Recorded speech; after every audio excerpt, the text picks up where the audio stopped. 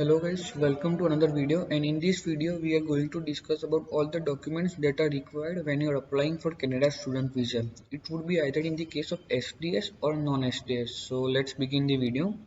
The first thing is the 10th original mark sheet, similar to that of 12th or either diploma, whatever you have done. Similarly, the mark sheets and the passing certificate. After 12th, if you have done either bachelor's, then you would be having all these documents of the bachelor's. So let's say if you have completed a 12th and after 12th you are applying for bachelor's, then you need to submit 10th, 12th results and the attempt certificate. You would have received that is the first attempt certificate in 10th and 12th, so that is the only attempt certificate. Then comes the case of internship completion certificate. If you have done some sort of internships or if you have done some of the certification courses or have done some volunteering one and you would have received the certificates, that is the completion certificate. So you can attach all of them in this line. Then comes IELTS scorecard. Either you are given the academic module or the general module. In both of the cases, you would receive the ETRF. So you need to submit that ETRF. Then comes the most important, that is the passport copy. Front and back page both should be there. Also, if you are having some of the visa of some other countries or have visited earlier and are having the visa stamp on your passport, make sure to scan all that pages also. This work experience letter, appointment letters, and salary slips. Both of these points are interconnected. Let's say if you're having some work experience or you are doing some job, then obviously you would be having the appointment letter as well as the salary slips too. So if you're having all these documents, then it's better that you attach these all also.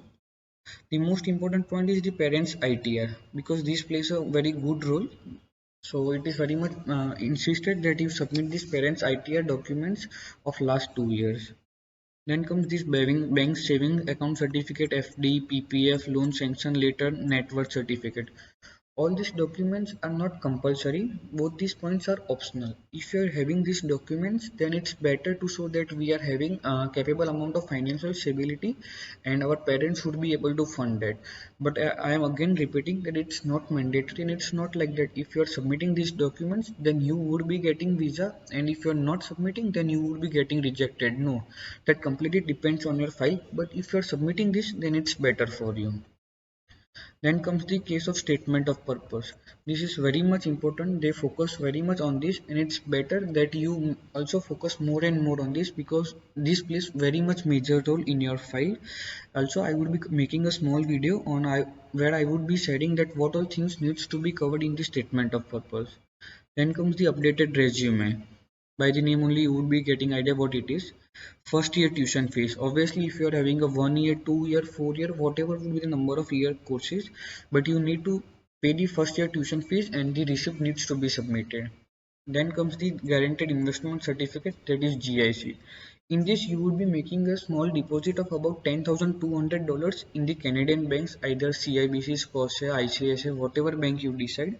And once you've done the payment to them, although you would be getting in partly payment again when you reach Canada, but till then, it is a thing that shows that you are having financial funds and it would help you to survive over there. Then comes the letter of acceptance, that is the offer letter. Medical letter. Let's say if you are in Ahmedabad, we have two hospitals in Ahmedabad, that is Apollo and KD hospital, which are doing medical. So you need to go and give your medical test, and after the test you would be given a small printout of 3 or 4 pages something, and you need to scan all of the documents and submit to the IRCC portal. Then comes the case of parents and sibling details. So if you are having siblings, then you also need to mention of them in this form. Then the digital photograph, make sure it is having white background and 80% face is coverage. Although soft copy would be, we would be submitting a scan copy, but very much important it's of white background and 80% face coverage. Then comes the credit card for making the visa fees payment. Although when you are applying, the fees payment might have changed, so whatever is the amount you need to pay that. And once you're done, your file has been successfully submitted. After that, you would be getting a BIL, that is biometric instruction letter, and you would be taking the biometric appointment. And all these forms are available on the IRCC portal. You would be downloading directly these forms from there, or if you are agent, then that agent only would fill up all these forms. But make sure that you check each and every minute details. There isn't any sort of spelling mistake or some mistake in your name or date of birth. It might happen that people think that DD and MM might be confusing, so make sure that you check each and everything before submitting it. Thank you. Hope you liked the video and do like, share and subscribe.